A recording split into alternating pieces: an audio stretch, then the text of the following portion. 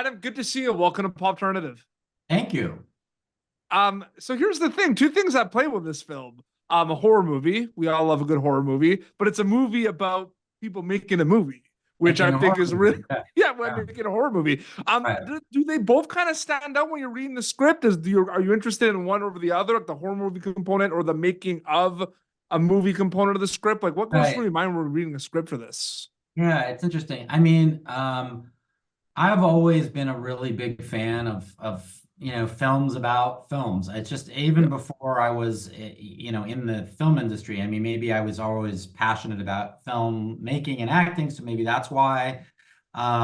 Maybe there's something kind of inherently mysterious about movies, I think. Mhm. And so it always seemed to me to be a great place to sort of set a movie or a story, particularly about the unraveling of a character um, in that story. So yeah, when I read it, it really resonated with me. I mean, I in fact had written and directed a film years ago called "I Love Your Work," which was essentially about us, in some a schizophrenic actor, and I was actually writing that totally coincidentally while making A Beautiful Mind with Russell. So there was Mhm. a lot of levels on which this resonated with me, and Yeah.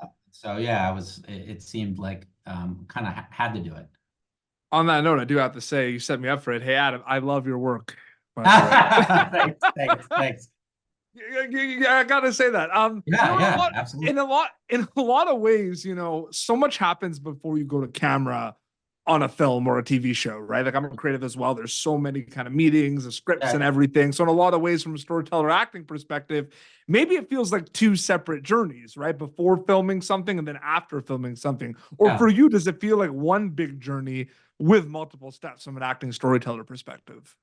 I mean, yeah, I feel like, well, look, as a filmmaker, there's the before. I mean, there's what, I don't know, four stages, Yeah. five. Let's say five.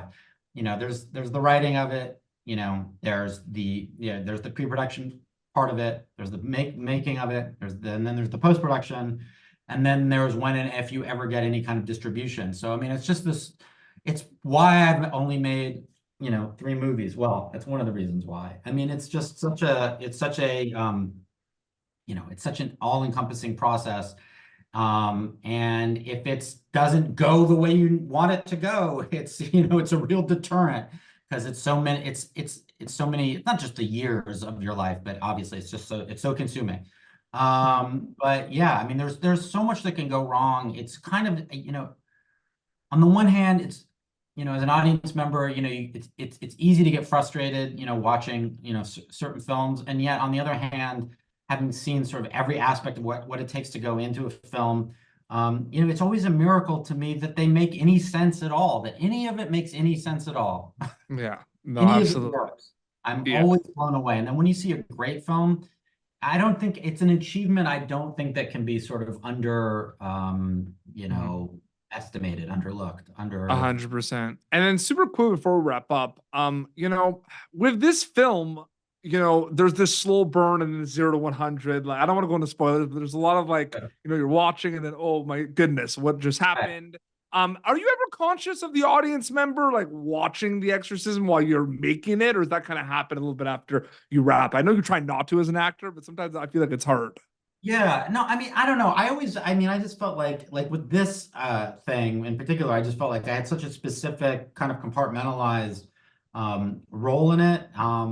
And I really was only really viewing it as like, with blinders on. This is a guy, Yeah. which is kind of perfect because this guy's got blinders on him. He's not even seeing all this other shit. I mean, he's just determined to do whatever he can, no matter how sadistic, in order to mine this guy's personal life for the best possible performance, for his movie. And in Yeah. many ways, that's just how I was viewing it. I just, I'm just looking at, how it is I can portray this guy in a way that's realistic, and everything else is sort of like, peripheral. Yeah, you did a great job, Adam. Seriously, I Thank just you. wanted to say, June 21st, The Exorcism in theaters. Adam, so great chatting with you. Thank you so much Thank you, for your man. I time. appreciate it. Thank you. Have a great day. Thank you for tuning in to Popternative. Make sure to check out our past episodes of Popternative on YouTube.